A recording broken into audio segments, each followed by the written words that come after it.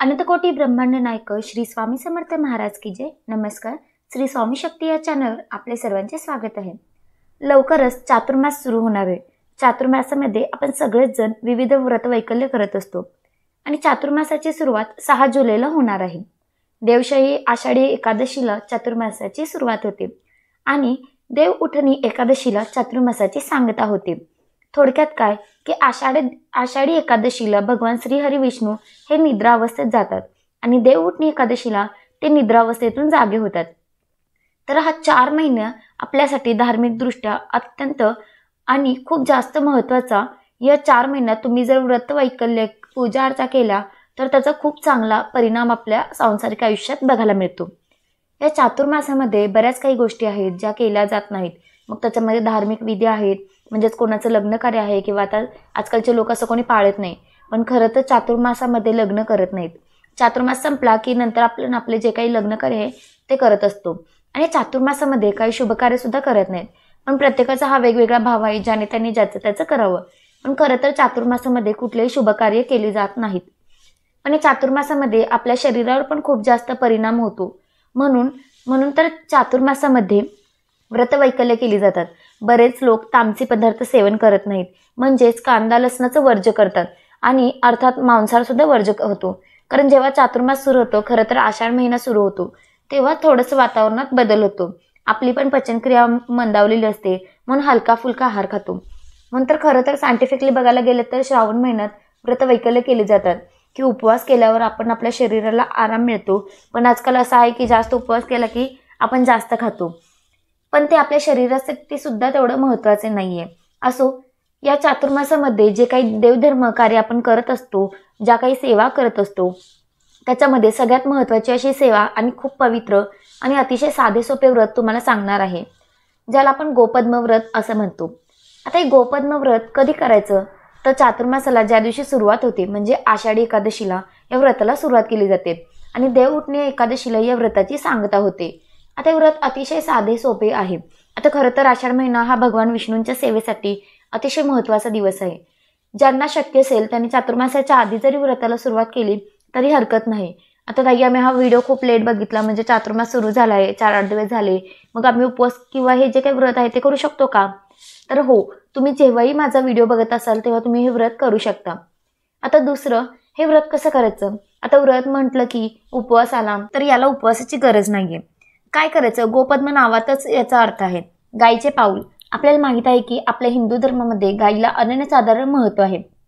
गोमातेची सेवा केल्याने कितीतरी अडचण आपल्या दूर होतात आणि गायीची पावलं, आपल्याला माहित आहे की आपल्या हिंदू धर्मामध्ये गायीच्या अंगी 33 कोटी देव असतात असं म्हटलं गेलं आहे आणि गायींचे आपल्याला 33 पावलं काढायचे असतात।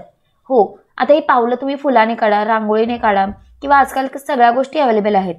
तर गोपद्माची रांगोळी मिळते, तर ह्या गोपद्माची रांगोळीचा साचा तुम्ही आणायचा आहे किंवा तो तुम्हाला तुमच्या मुख्य दरवाजाजवळ किंवा तुमच्या देवघराजवळ तुम्हाला काढायचा आहे। जर तुम्हाला नसेल जमत तर तुम्ही तो छाप सुद्धा काढू शकता। पांढरी रांगोळी काढली तर त्याच्यावर अर्थात हळदी कुंकू अर्पण करायचे किंवा त्याच्यात रंग भरायचे। कधी पांढरी रांगोळी काढायची नाही, म्हणजे फक्त पांढरी रांगोळी काढून ठेवायची नाही।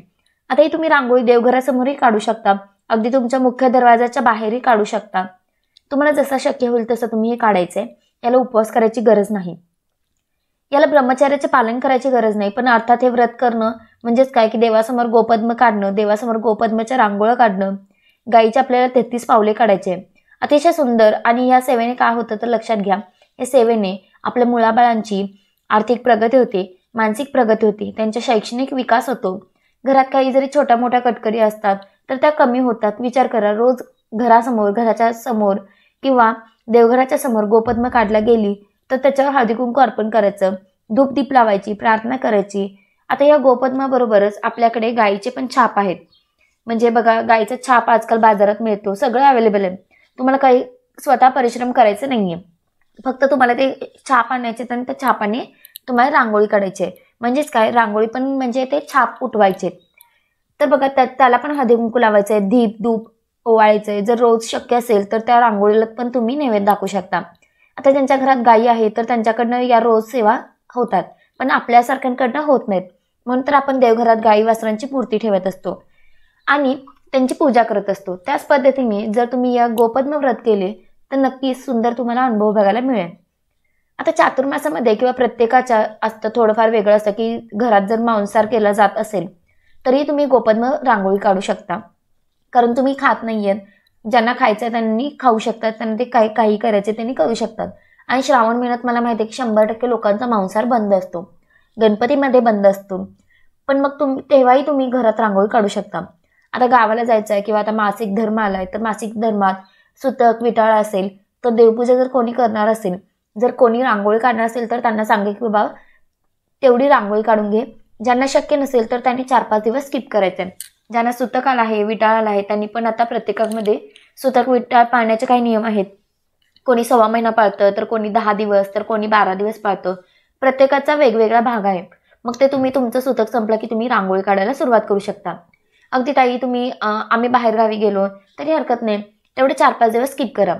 ह्या सेवेचे काही नियम आहेत, फक्त म्हणजे ह्या सेवेचे काहीच नियम नाहीत, फक्त तुम्ही जेव्हा अवेलेबल असाल, जेव्हा तुम्ही घरात असाल तेव्हा चातुर्मासामध्ये गोपद्म व्रत करायचे, गोपद्माची रांगोळी काढायची असते।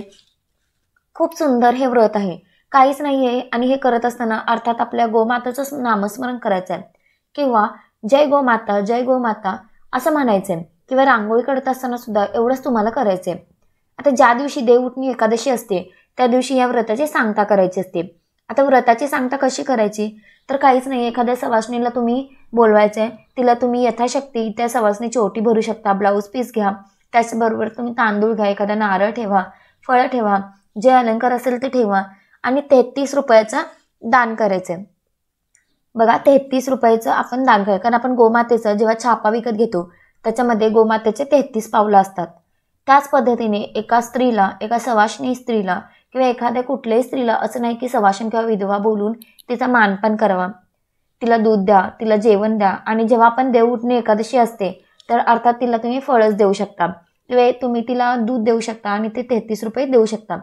आता तुम्ही कॉईन स्वरूपात द्या किंवा 10-10च्या 3 नोटा द्या आणि 1-2 रुपयाचं कॉईन द्या, मग ते तुम्हाला म्हणजे तुमच्यावर डिपेंड आहे की ते तुम्हाला कसं द्यायचं आहे, तर हे तुम्हाला दक्षिणा तिला द्यायचे। अगदी साधं सोपे व्रत आहे, याच्यात कुठले नियम नाही आहे, कुठलं पठण नाही आहे, काहीच नाही आहे, पण हे व्रत केल्याने घरात नक्कीच सुख शांती नांदते। मला तरी वाटतं की आतापर्यंत ज्या काही सेवा सांगितल्यात त्याच्यामध्ये सगळ्यात सोपं असेल तर हे गोपद्म व्रत आहे, त्याचा अनुभव पण तेवढाच महत्त्वाचा आहे। तर आवर्जून सगळ्या स्त्रियांना नम्र विनंती आहे की 6 जुलैपासून अगदी तुम्ही आजपासून जरी किंवा 6 जुलैला कोणाला मासिक धर्म असेल किंवा जेव्हा तुमचा मासिक धर्म सुतक विटाळ संपलं तरी तुम्ही हे गोपद्म व्रताला सुरुवात करू शकता। आता छापा हा तुम्हाला कुठल्याही लोकल शॉपमध्ये तुम्हाला भेटून जाईल। तुम्ही ज्या गावात राहता त्या गावातलं जर तुम्ही गेलात तर तुम्हाला त्या कुठल्याही लोकल शॉपमध्ये तुम्हाला हा गोपद्माचा छाप मिळून जाईल।